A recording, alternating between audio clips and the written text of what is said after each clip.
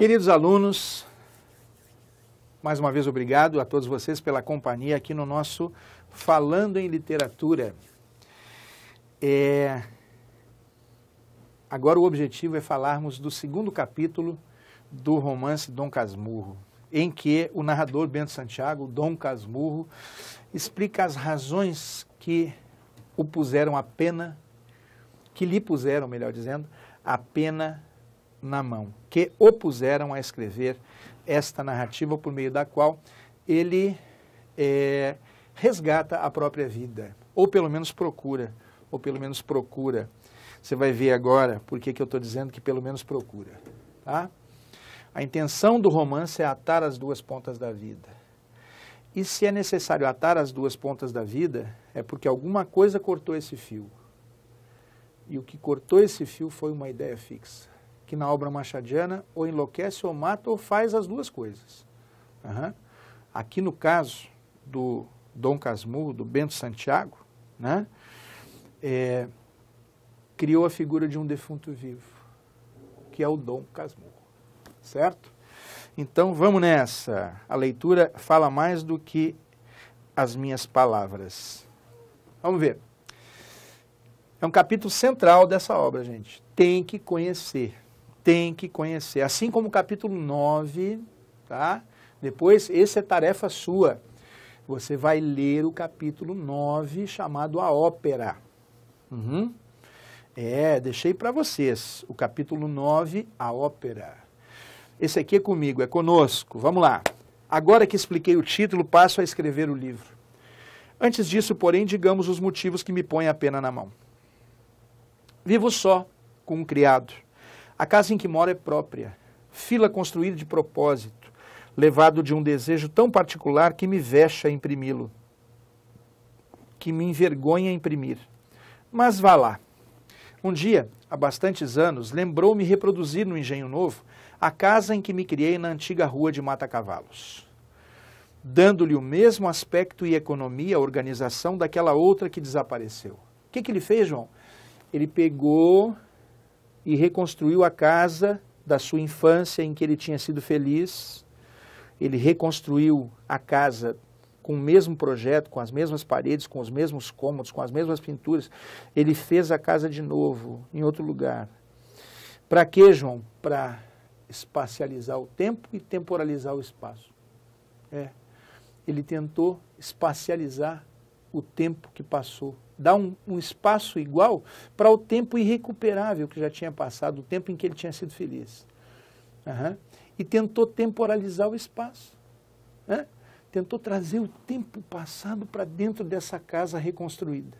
E tentou, por meio desse espaço reconstruído, reviver o tempo em que tinha sido feliz na adolescência, na pré-adolescência, mimado e apaixonado pela Capitu, que era a vizinha. Vamos ver. Construtor e pintor entenderam bem as indicações que lhes fiz.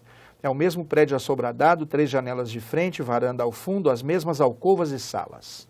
Os mesmos quartos e salas. Na principal destas, a pintura do teto e das paredes é mais ou menos igual.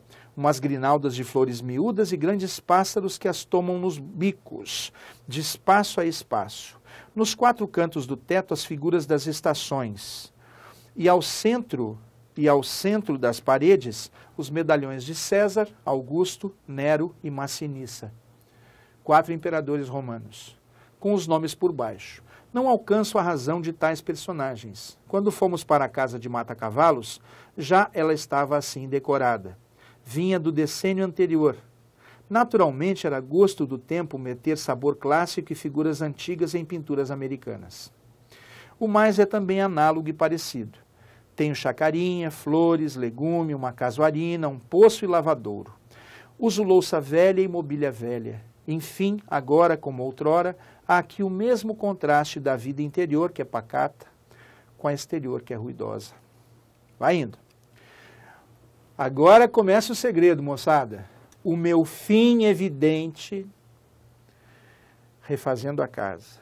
O meu fim evidente era atar as duas pontas da vida e restaurar na velhice a adolescência. Pois, Senhor, essas palavras são comoventes, gente.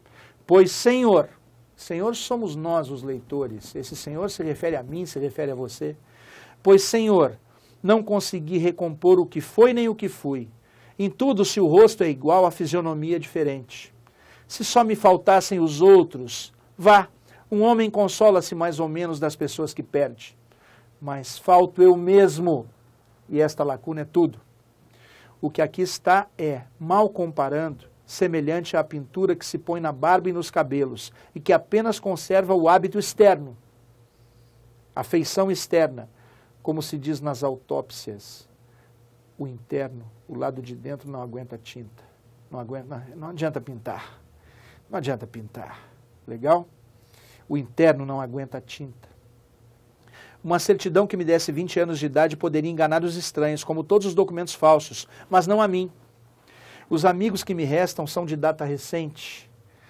Todos os antigos foram estudar a geologia dos Campos Santos, dos cemitérios. Morreram. Isso é uma forma elegante de dizer que morreram, né, gente? Foram estudar a geologia dos Campos Santos.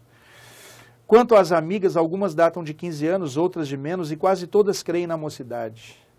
2 ou 3 fariam crer nela aos outros, na mocidade aos outros, mas a língua que falam obriga muitas vezes a consultar os dicionários, e tal frequência é cansativa.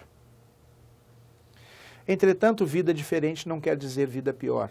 É outra coisa a certos respeitos. Aquela vida antiga parece-me despida de muitos encantos que lhe achei, mas é também exato que perdeu muito espinho que a fez molesta, e de memória conserva alguma recordação doce e feiticeira. Em verdade, pouco apareço e menos falo. Casmurro, recluso. Distrações raras. O mais do tempo é gasto em hortar, jardinar e ler. Como bem e não durmo mal. Ora, como tudo cansa, esta monotonia acabou por exaurir-me também. Quis variar e lembrou-me escrever um livro. Jurisprudência, filosofia e política acudiram-me, mas não me acudiram as forças necessárias.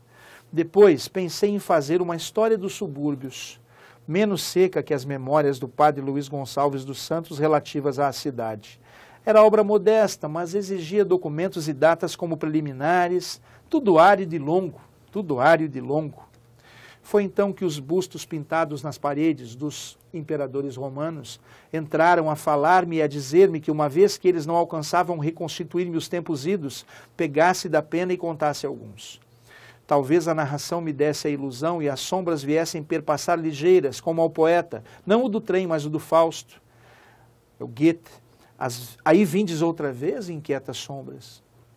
Fiquei tão alegre com esta ideia que ainda agora me treme a pena na mão. Sim, Nero, Augusto, Massinissa e tu, grande César, que me incitas a fazer os meus comentários, agradeço-vos o conselho e vou deitar ao papel as reminiscências, as memórias que me vierem vindo. Deste modo, viverei o que vivi, e assentarei a mão para alguma obra de maior tomo. Eia, comecemos a evocação por uma célebre tarde de novembro, que nunca me esqueceu. Tive outras muitas, melhores e piores, mas aquela nunca se me apagou do espírito. É o que vais entender lendo. Então, gente, voltando aqui, ó, vejam só que maluquice. Ele refaz a casa para atar as 2 pontas da vida. E como isso não fosse suficiente, ele mesmo resolve escrever sobre tudo o que viveu. E essa composição literária a que ele resolve se dedicar, é o que receberá, né, o nome de Dom Casmurro, o romance, certo? Portanto, é uma alternativa que ele buscou, após ter buscado uma primeira, que foi reconstruir a casa, muito semelhante àquela em que ele tinha vivido feliz na infância e na adolescência. Como isso não deu muito certo, para atar as 2 pontas da vida, ele resolveu escrever um livro. O livro que estamos lendo, o Dom Casmurro. Agora ele explicou a razão do livro. A razão do livro é atar as 2 pontas da vida. E ele mesmo diz que não conseguiu restituir, recompor o que foi, nem o que fui. Nem o que foi a vida, nem o que ele próprio foi.